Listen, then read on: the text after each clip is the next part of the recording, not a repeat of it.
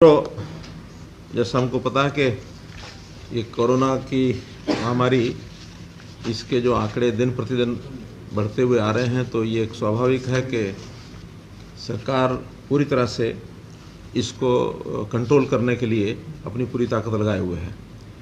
आज अभी हमारी स्टेट लेवल की जो कोरोना मॉनिटरिंग कमेटी की मीटिंग थी वो हुई और उसमें बहुत से विषयों के ऊपर विचार करने के बाद जो निर्णय लिए गए हैं, पहला तो जो वैक्सीनेशन ड्राइव चल रहा है सारे देश भर में, जैसा प्रधानमंत्री जी ने डिक्लेयर किया है, वो हमने भी यहाँ तय कर लिया है कि हरियाणा का भी जो वैक्सीनेशन ड्राइव 1 मई से अब वो 18 वर्ष से ऊपर के सब लोग उसमें एंटाइटल्ड होंगे। सबको ही वैक्सीनेशन का जो टीका है वो लगाने के लिए इस अभियान को शामिल किया जाएगा।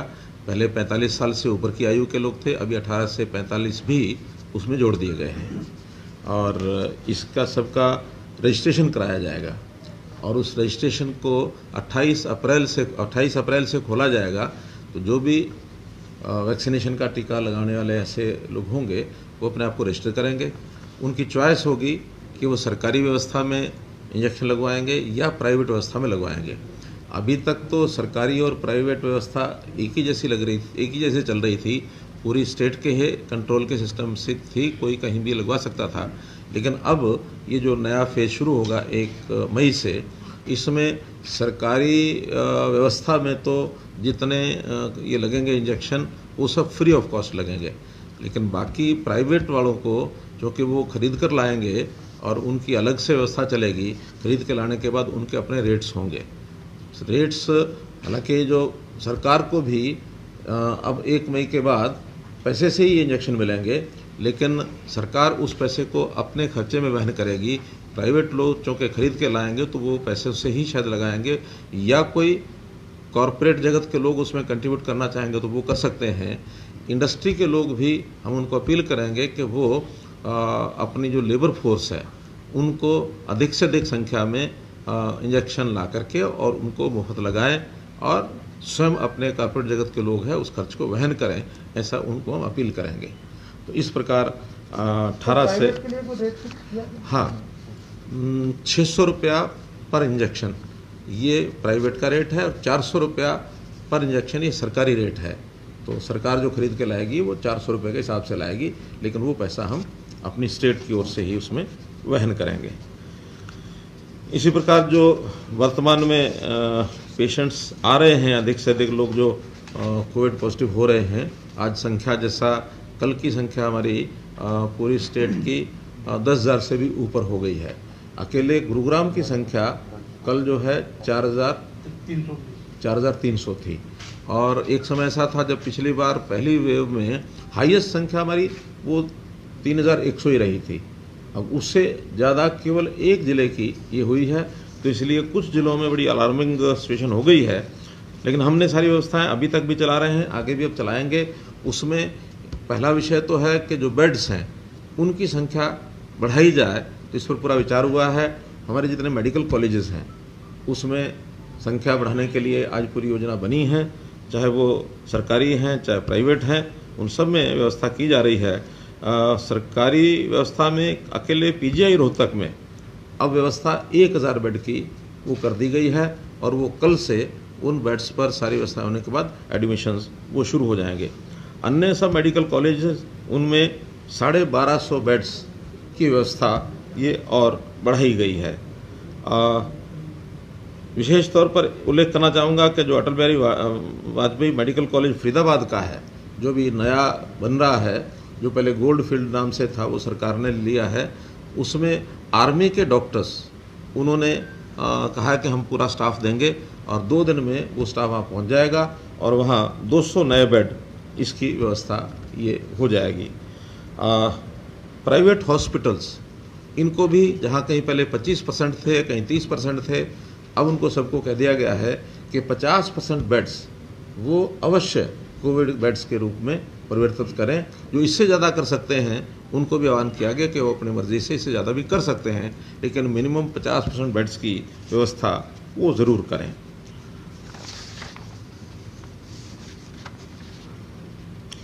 जहाँ तक ऑक्सीजन सप्लाई का विषय है, क्योंकि पिछले 3 दिन से बढ़ते हुए केसेस को ध्यान में रखते हुए ऑक्सीजन की भी सप्लाई तो कम नहीं थी, थोड़ी अव्यवस्था थी। उस अवस्था को केंद्र सरकार की मदद से जहाँ जहाँ से सप्लाई आनी थी, क्योंकि मल्टी स्टेट ये अफेयर है, बहुत जगह पर प्रोडक्शन है लिक्विड गैस यानी ऑक्सीजन की, और डिस्ट्रीब्यूशन भी अलग अलग जगह के पहले के कॉन्ट्रैक्ट सबके हुए हैं। अब सारा वो सरकार ने अपने हाथ में ले लिया है, सबका कोटा सबका तय कर दिया है, जैसी जैसी आवश्यकता है वो पूछ करके। हमारे यहाँ जितनी आवश्यकता थी हमने 180 मीट्रिक टन की डिमांड रखी थी, जिसके बदले 162 मीट्रिक टन का कोटा हमको मिला है। वो सारे का सारा हमको मिल रहा है। ज़्यादातर उसमें अधिकांश पानीपत से आता है। पानीपत के अलावा भिवाड़ी है, भिवाड़ी के साथ रुड़की है, बद्दी है, बरोटी वाला, बद्दी यानी बरोटी वाला, और हिसार से भी कुछ हमें 10 मीट्रिक टन उपलब्ध होती है। तो ऐसा कुल मिलाकर 162 मीट्रिक टन ये हमको उपलब्ध हो रही है। लेकिन अभी हमने रिवाइज डिमांड आज विचार किया है कि हमारी रिवाइज डिमांड जो होगी वो 200 मीट्रिक टन होगी, तो हम केंद्र को कहेंगे कि हमें और ये 40 मीट्रिक टन इसको उपलब्ध करवाएं। हम स्वयं भी इसके लिए प्रयत्न कर रहे हैं, और अभी आज ही हमने एक ऑर्डर बोकारो स्टील प्लांट जो है वहाँ पर उनको भेजा है, क्योंकि वहाँ ऑक्सीजन जो है सरप्लस में है। तो जैसे ही वहाँ से हमें ये मिल जाती है ऑक्सीजन, तो एक स्पेशल ट्रेन बोकारो से चलेगी, जिसमें 6000 मीट्रिक टन ये गैस हमारे पास आएगी। उसको जहाँ जहाँ सप्लाई की आवश्यकता होगी वहाँ सप्लाई करेंगे, शेष अपनी रिजर्व में भी रखेंगे, ताकि अचानक कोई आपूर्ति कहीं करनी पड़ती है तो उसको हम कर सकें। इंडस्ट्री में भी जहाँ जहाँ अभी गैस का उपयोग हो रहा है, तो इंडस्ट्री को भी हमने निर्देश दिया है कि जहाँ कहीं नॉन एसेंशियल आइटम के ऊपर गैस यानी ऑक्सीजन खपत हो रही है, उसको रोक करके भी उसको मेडिकल यूज़ के लिए ऑक्सीजन से है उसको कन्वर्ट कर दें, ताकि उस सप्लाई को और भी हम बढ़ा सकें।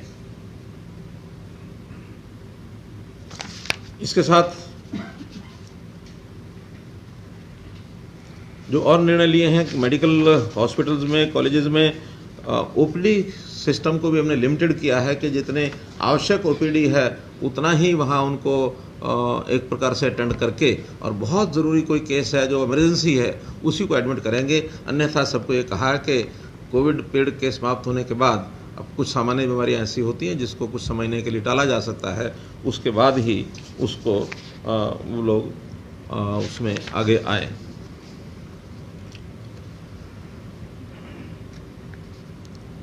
जो हमारे सरकारी ऑफिस हैं उनको भी हमने कंट्रोल किया है कि जितने सरकारी ऑफिस हैं और प्राइवेट ऑफिस हैं उनको जिनको एसेंशियल सर्विसेज हैं, सरकारी ऑफिस सामान्यतः बहुत एसेंशियल चीज़ें होती हैं, उनको ज़रूर अपने ऑफिस चलाने होते हैं, तो 50% से ज़्यादा अटेंडेंस वहाँ नहीं हो।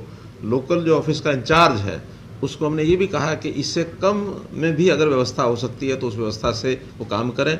और वर्क फ्रॉम होम ये चाहे सरकारी ऑफिस है और चाहे प्राइवेट ऑफिस है, प्राइवेट ऑफिसों को सबको कहा कि वर्क फ्रॉम होम जिनका काम चल सकता हो, वर्क फ्रॉम होम घर से काम ये करें। खास करके आईटी की जितनी भी इंडस्ट्री है वो सब घर से चलाई जा सकती है। तो ऐसे प्राइवेट ऑफिसेज, सरकारी ऑफिसेज 50% से ज़्यादा इनकी अटेंडेंस नहीं होनी चाहिए। जिलों को जैसा पहले निर्देश दिया है कि 6 बजे के बाद बाज़ार सारे बंद रहने चाहिए, और इसको एनफोर्स जो है वो मजबूती से करें ताकि कोई भी भीड़ भाड़ का क्षेत्र वो उसमें ना दिखाई दे। कोरोना का जो फैलाव है वो भीड़ के कारण से ज़्यादा बढ़ता है। सामान्य जितनी भी सावधानी की चीज़ें हैं वो भी सब दोहराई गई हैं कि मास्क है, 2 गज़ की दूरी है, और सोशल डिस्टेंसिंग है यानी 2 गज़ की दूरी आ गई, उसमें सैनिटाइज़र की व्यवस्था, और जो गैदरिंग है इसमें भी एक परिवर्तन किया है कि अब मैक्सिमम गैदरिंग किसी भी फंक्शन की 50 से ज़्यादा नहीं होनी चाहिए। फ्यूनरल 20 जैसा पहले तय किया था वही रखेंगे। अब जो 200 वाली गैदरिंग्स है उसको भी मना कर दिया है। विवाह शादी का किसी फंक्शन का गैदरिंग केवल 50 तक करें। सामान्य यानी जिनको बहुत आवश्यक लगता है कि मुहूर्त की चीज़ें या बाकी सब हैं, तो सामान्य तरीके से ही उस अपने फंक्शन को करें। जो इसको टाल सकते हैं आगे के लिए टालना चाहिए। मुझे जानकारी है बहुत से लोगों ने अपने इन सब फंक्शंस को, विवाह शादी को टाल करके आगे भी ले गए हैं। तो ऐसा निवेदन है कि जितना इसको टाल सकते हैं टालें, आवश्यक होने पर ही 50 की संख्या में ये सब करना चाहिए। क्या इंडोर हो चाहे हाँ सब, इससे ज़्यादा नहीं। तो 144। हाँ, ऐसे जिलाध्यक्ष डीसीज को ये पूरा पहले ही अधिकार है, फिर भी उनको दोहरा दिया गया कि 144 वो लगा करके, और जहाँ जहाँ उनको कंट्रोल करना आवश्यक लगता है वहाँ 144 पूरा लगाएं, और जिनको छूट देनी है उनको उन ऑफिस में छूट दें। खास करके जैसे आजकल मंडियाँ हैं, अनाज मंडियों में प्रोक्योरमेंट चल रहा है, तो वहाँ उनको आवश्यक छूट जितनी चाहिए वो दें, और 144 के साथ भीड़ को कंट्रोल करने का, 5 लोगों से ज़्यादा इकट्ठे ना हो, तो ऐसा एक उसको भी सख्ती से वो निपटेंगे। जहाँ जहाँ केसेस ज़्यादा हैं, खास करके गुरुग्राम है, फरीदाबाद है, हिसार है, करनाल है, सोनीपत है, इन सब ज़िलों में डीसीज को पूरी सख्ती बरत करके और इन चीज़ों को इम्प्लीमेंट करने के लिए कहा है, ताकि हम इस चक्र को वहाँ तोड़ सकें, और ये संख्या जहाँ हज़ारों की संख्या में एक एक दिन में केस आ रहे हैं उसको रोक करके और इसको कैसे कंट्रोल में ला सकते हैं, इस सारे को कंट्रोल में लाया जाए। फिर भी पूरा एक विश्लेषण करने के बाद ये ध्यान में आया कि आज भले ही केसेस बहुत ज़्यादा हो गए हैं, फिर भी चीज़ें अंडर कंट्रोल हैं। ऑक्सीजन, इसके लिए अलग से हमने टीम बनाई है प्रदेश स्तर के ऊपर, कि जो ऑक्सीजन को जहां आवश्यकता होती है, रेड अलार्म भी जहां होता है तुरंत उसको ऑक्सीजन वहाँ पहुँचाई जाती है। और इसमें दिल्ली की जो ऑक्सीजन पानीपत से जानी होती सुनिश्चित किया गया, उनकी पूरी जानी चाहिए। हरियाणा से बाहर जाने के लिए केवल दिल्ली का कोटा हमारे यहाँ है, बाकी केवल हरियाणा का ही हरियाणा में है। इसके अतिरिक्त हमारे पास जो आनी होती है उसमें थोड़ा भिवाड़ी से हमको कठिनाई आती है, फिर भी वहाँ के चीफ सेक्रेटरी से बात करने के बाद, केंद्रीय गृह मंत्री से भी बात करने, गृह सचिव से बात करने के बाद सुनिश्चित किया गया है कि भिवाड़ी से हमें जो 20 मीट्रिक टन आनी है वो डेली आनी चाहिए। रुड़की हमको कोई कठिनाई नहीं आ रही है, बरोटी वाला भी मिल रही है, लेकिन हमने ज़रूर निवेदन किया है कि जितना ज़्यादा हमको पानी के साथ जोड़ के रखेंगे, उतना हमको निकट होने के नाते से और हमारे अपने कंट्रोल में होने के नाते से ऑक्सीजन की सप्लाई सुनिश्चित होगी। लेकिन डिस्ट्रीब्यूट करने में केंद्रीय अधिकारियों का कहना ये है कि किसी भी एक प्लांट के ऊपर निर्भर रहना ठीक नहीं है। हमको अलग अलग प्लांटों को कई प्रदेशों में बांटना इसलिए भी आवश्यक है, टेक्निकल मैकेनिकल चीज़ है, कहीं कोई फॉल्ट आ जाए तो हमें कहीं ना कहीं से अल्टरनेटिव सप्लाई ये मिलती रहे, इसलिए वो मल्टीपल स्टेट्स को मल्टीपल डिस्ट्रीब्यूशन सेंटर्स के साथ जोड़ा गया है। फिर भी बोकारो जैसे प्लांट पर या और जो इस प्रकार के स्टील के बड़े प्लांट हैं जहाँ ऑक्सीजन उपलब्ध है, वो देश भर में और जहाँ जहाँ आवश्यक है उनको वहाँ देने के लिए बोकारो से ट्रेन्स की व्यवस्था की जा रही है, वो यहाँ लेकर के आएंगे। ऑक्सीजन का अधिक उत्पादन, इसके लिए कल ही एक समाचार ये मिला था हमको कि विदेश से शायद 25 के आसपास जो ऑक्सीजन प्रोड्यूसिंग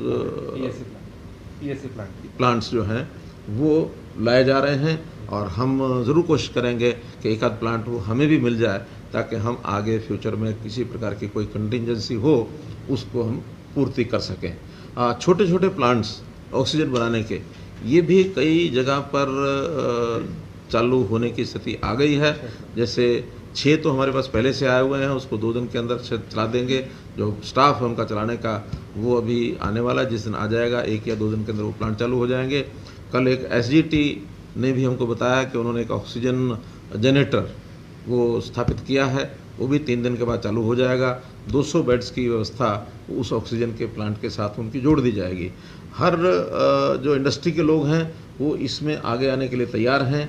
अगर कहीं थोड़ी अभी कमी आगे आएगी तो वो मैन पावर की आएगी, डॉक्टर्स की, जो पैरा मेडिकल के स्टाफ की, ये हमको अभी पर्याप्त है। फिर भी आवश्यकता पड़ेगी तो हम आह्वान करेंगे, कोई रिटायर्ड लोग हैं, वॉलंटियर्स हैं, बाकी सब हैं, उनसे भी हम लेकर के आवश्यकता पड़ने पर आयुष का जो हमारा आयुर्वेद का जो कॉलेज है, श्री कृष्णा आयुर्वेद कॉलेज, वहाँ भी बेड्स की व्यवस्था है। केवल ऑक्सीजन की व्यवस्था और करेंगे तो वहाँ भी हमको पर्याप्त जगह पर मिल जाएगा। तो ऐसे प्राइवेट ऑर्गेनाइजेशन ने, बहुत लोगों ने ऑफ़र किया है कि किसी भी कंटिजेंसी में उनका उपयोग हमको करना होगा, चाहे आर्थिक दृष्टि से, चाहे वो इन काइंड या हॉस्पिटल्स के नाते से, वो बना करके हमको देने के लिए तैयार हैं। हमने एक अपने अधिकारी PK दास जी को केवल expansion of beds, expansion of Covid hospitals, इसके लिए उनको जिम्मेदारी लगा दी है, ताकि सबकी मॉनिटरिंग वो इसमें करते रहेंगे। हर काम के लिए टीम बन गई है, किसी प्रकार की कोई कठिनाई ना आए। पहले भी पिछले साल हमने इस प्रकार की सारी व्यवस्थाएं की थी, हमारा बिल्कुल स्मूथ सिस्टम चला था। और हरियाणा में कहीं कोई कठिनाई नहीं आई थी। इस बार भी हमारा सिस्टम स्मूथ चलेगा। हम हर समय अलर्ट हैं, हमारे पूरा एडमिनिस्ट्रेशन 24 घंटे ऑन टोज है, ताकि कहीं कोई कठिनाई आती है रात के 2-2 बजे तक भी जहाँ से कोई शिकायत आती है, किसी भी पेशेंट को बेड नहीं मिला है, कहीं ऑक्सीजन की कमी हो रही है, तो हमारे अधिकारी जाग करके भी सब काम कर रहे हैं। हम भी रात भर जब तक फ़ोन आते हैं सुनते हैं, सुबह सुबह फिर इस काम में लग जाते हैं। हमारे हेल्थ मिनिस्टर ये भी लगातार सारे काम में लगे, हालांकि इनका स्वास्थ्य अपना ठीक न होने के बावजूद भी जितना पेन ले रहे हैं, कई बार हमको ही लगता है कि कुछ ज़्यादा पेन ले रहे हैं। तो इसलिए क्योंकि एक ऐसा एक काम है, हमारे ज़िम्मे है, एक सेवा का, 2.5 करोड़ लोगों की 2.5 करोड़ लोगों की जिम्मेवारी है, तो उस नाते से हम सब काम कर रहे हैं। तो इसी प्रकार से आपके माध्यम से अपील करना चाहूँगा कि अननेसेसरी पैनिक ये जनता ना होने दे। जितनी चीज़ की आवश्यकता है उतनी ही डिमांड वो करें। जहाँ तक ऑक्सीजन की विषय है, डॉक्टर्स के कहने पर ही ऑक्सीजन बेड के लिए वो दाखिल हों, वहाँ बेड लें। जिसको आवश्यकता नहीं है उसको केवल छोटे मोटी बात के लिए ऑक्सीजन, या जैसे दवाइयों की सप्लाई है, रेमडेसिविर की है, या एक और कौन सी दवाई, टोसिल तो हाँ टोसिलिमेजय, तो ऐसी बहुत, वैसे तो महंगी दवाइयाँ हैं, लेकिन आजकल पैसे वालों को लगता है कि महंगी भी हो जाए, मिल तो जाए, उसकी भी जिसको आवश्यकता है उसको लेना चाहिए। अब हमने इन दवाइयों का जो मार्केट में प्राइवेट लोगों के द्वारा इसकी ब्लैक मार्केटिंग हो रही है, उसका भी कंट्रोल करना शुरू किया कि सब चीज़ें अब ये वहाँ जो CMOs हैं, वहाँ जो डॉक्टर्स के बोर्ड हैं, वो सब अपनी देखरेख में करें।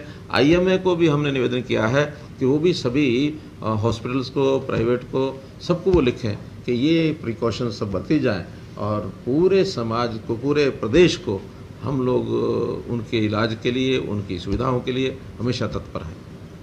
एक सर ये कल सोशल मीडिया पे बड़ा है, चीफ सेक्रेटरी ने आपको एक प्रपोजल भेजा था गुरुग्राम और फरीदाबाद में लॉकडाउन लगाने के लिए। एक तो ये बताएं कि इस बैठक में ये डिस्कस हुआ, और दूसरा क्या गुरुग्राम फरीदाबाद में सभी जो प्राइवेट कार्यालय हैं वहाँ पे 100% वर्क फ्रॉम होम कर दिया गया? जैसे मैंने बताया कि लॉकडाउन के अपने रिपोर्टिकेशन होते हैं। हमने तय किया कि लॉकडाउन नहीं लगाएंगे। लॉकडाउन एकदम जिसको लास्ट अल्टरनेटिव होता है, कभी विचार करना होगा तो करेंगे, लेकिन लॉकडाउन में जो जो कुछ करना होता है वो सारी चीज़ें हम कर रहे हैं। जैसे इंडस्ट्री है, अब लॉकडाउन में तो इंडस्ट्री बंद भी करनी होती है, लेकिन हम इंडस्ट्री को बंद नहीं करेंगे। हमने बताया जो एक शिफ्ट, सिंगल शिफ्ट की वहाँ काम करते हैं उसको डबल शिफ्ट में करें, 2 शिफ्ट वाले 3 शिफ्ट में करें, ताकि अटेंडेंस थिन हो जाए। और जहाँ जहाँ कंटेनमेंट जोन है, पहले हम छोटे कंटेनमेंट जोन बनाते थे, अब हमने विचार किया कि नहीं, जहाँ बड़े कंटेनमेंट जोन भी अगर एकदम क्लस्टर आता है पॉजिटिव केसेस का, तो बड़े कंटेनमेंट जोन बना करके भी वहाँ कंट्रोल किया जाए, 144 लगा के कंट्रोल किया जाए, तो कर्फ्यू लगा के कंट्रोल किया जाए। छुट्टियाँ जो कर दी हमने, ऑफिस की छुट्टी की है, जैसे आपने कहा कि फरीदाबाद और गुरुग्राम इन दोनों में ऑफिस की छुट्टी करके वर्क फ्रॉम होम सबके लिए कर दिया है। बहुत असेंशियल जो सर्विसेज हैं उन्हीं के लोगों को ऑफिस में बुला करके काम कराया जाएगा। इवन सरकारी कार्यालय भी, वो भी कम से कम उपस्थिति में जो असेंशियल सर्विसेज के सरकारी कार्यालय हैं उनको ही अटेंडेंस उनकी होगी, अन्यथा सब अपने घर से काम करें, वीडियो कॉन्फ्रेंस से करें, मीटिंग्स वीडियो कॉन्फ्रेंस के माध्यम से करें, टेलीफोन से काम चलाएं। जितना दूरी बनाकर कम से कम संख्या में अपने ऑफिस में बुलाकर काम किए जा सकते हैं वो करने चाहिए। हम इसको लोगों को अवेयर करना चाहते हैं, लोग अपने आप अडॉप्ट करें, और अब कर भी रहे हैं। जैसे हमने कल से 6 बजे बाज़ार बंद कराए, लोगों ने अपने आप आगे बढ़ करके बंद किए हैं, कोई हमको बहुत फोर्स नहीं लगानी पड़ी है, कोई किसी का विरोध नहीं झेलना पड़ा है। इवन एसोसिएशन आ रही हैं, कुछ एसोसिएशन तो फरीदाबाद की और गुड़गांव की आई हैं, उनका जी अगले पूरे सप्ताह हम चाहो तो बाज़ार बंद करने के लिए तैयार हैं पूरा।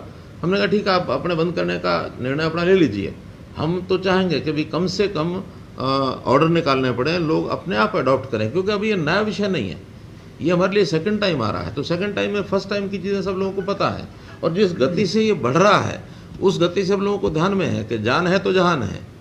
हमारी ज़िंदगी प्यारी है, कोई सरकार के साथ बहस नहीं है। जितना कंसर्न अब हमारा सरकार के नाते है उतना कंसर्न जनता का भी है।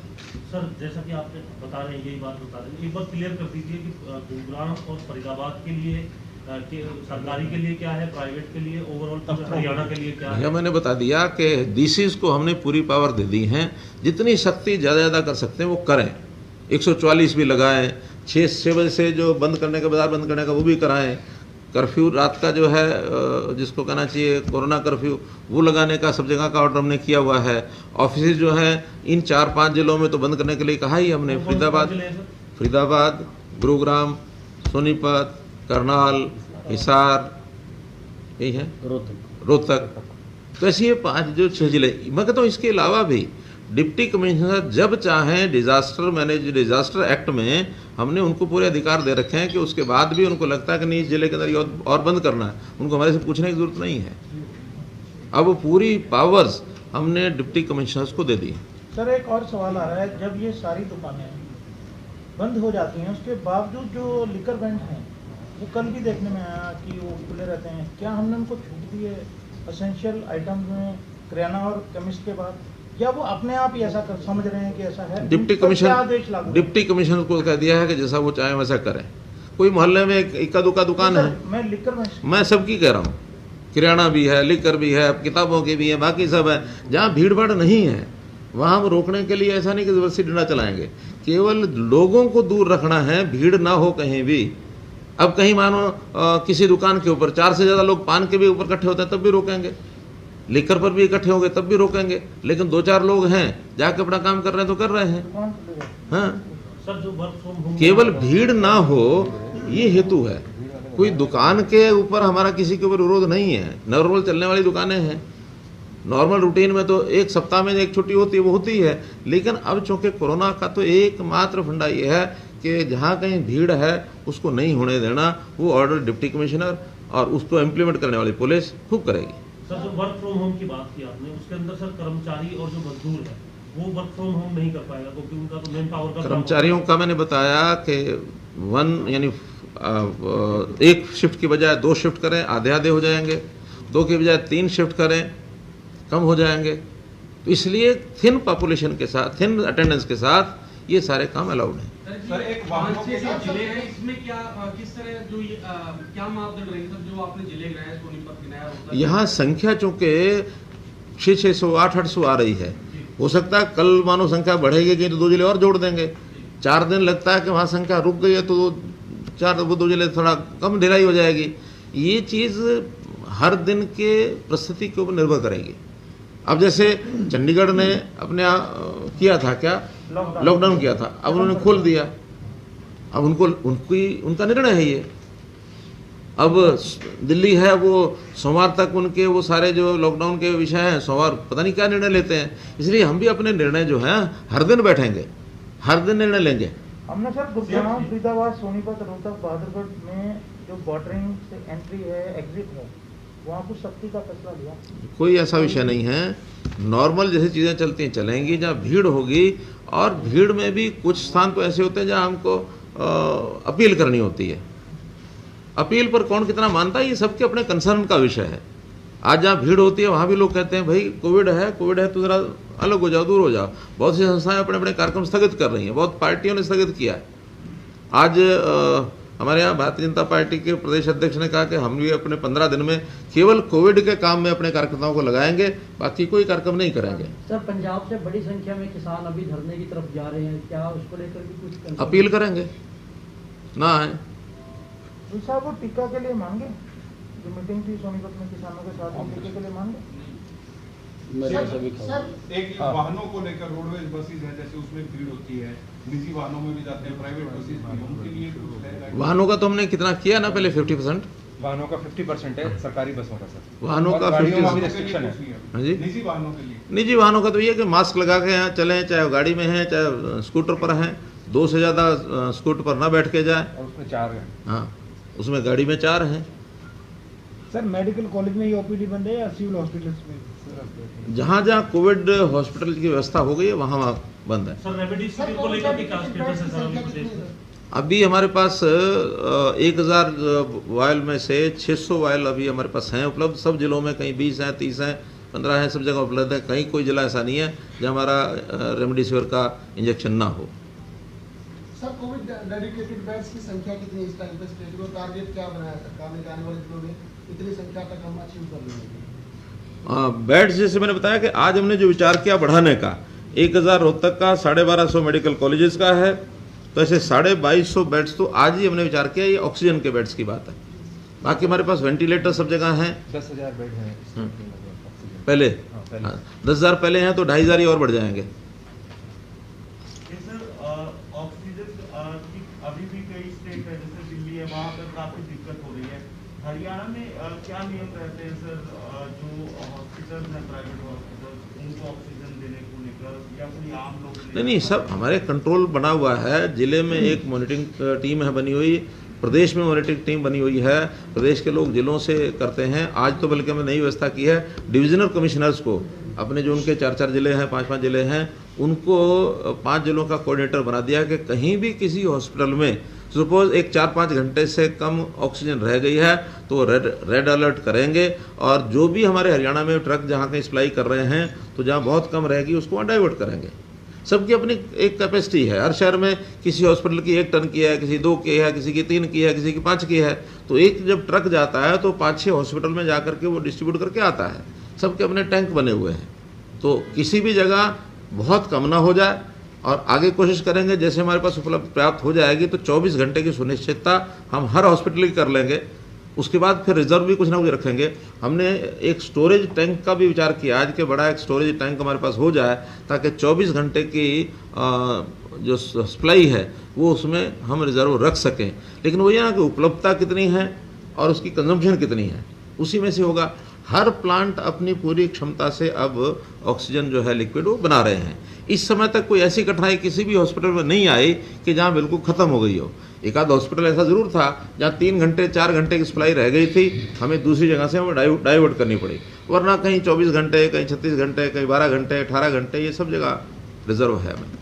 नाइट कर्फ्यू के सर टाइम में तो कोई गुरुग्राम बदलाव के नहीं किया अंदर गया सर था। 4500 के करीब केस आए हैं कल। अब स्थिति गुरुग्राम में 4500 के करीब केसेस आए हैं पॉजिटिव कल ना बढ़ रहे हैं सर लगातार हाँ। केसेस ना। हम्म। तो क्या लगता है कि गुरुग्राम जो है अब उस कंडीशन पे बढ़ रहा है जैसा कि प्रधानमंत्री जी ने कहा था कि जब जरूरी होगा अंतिम विकल्प की ओर बढ़ रहा है वो लॉकडाउन? मैंने बताया अभी जो व्यवस्थाएं हमने बताई हैं सख्ती करने की बताई हैं, और सख्ती करने में जो लॉकडाउन में होता है यही होता है कि सब चीज़ हम बंद कर देते हैं एक ऑर्डर से। हम एक ऑर्डर से बंद नहीं कर रहे, लेकिन बाकी कंटेनमेंट जोन, थिन अटेंडेंस, दूरी रखना, और उसमें से कितना कंट्रोल कर पाएंगे उतना देखेंगे। कोई आवश्यकता होगी तो फिर हम विचार करेंगे। रोजाना बैठते हैं हम, कोई डिसीजन आज पूरे 10 दिन का लेंगे ऐसा नहीं है। ये तो आज जो डिसीजन लिए हैं अगले 2 दिन के बाद फिर बैठेंगे, कैसे थी फिर देखेंगे। बहुत बहुत धन्यवाद।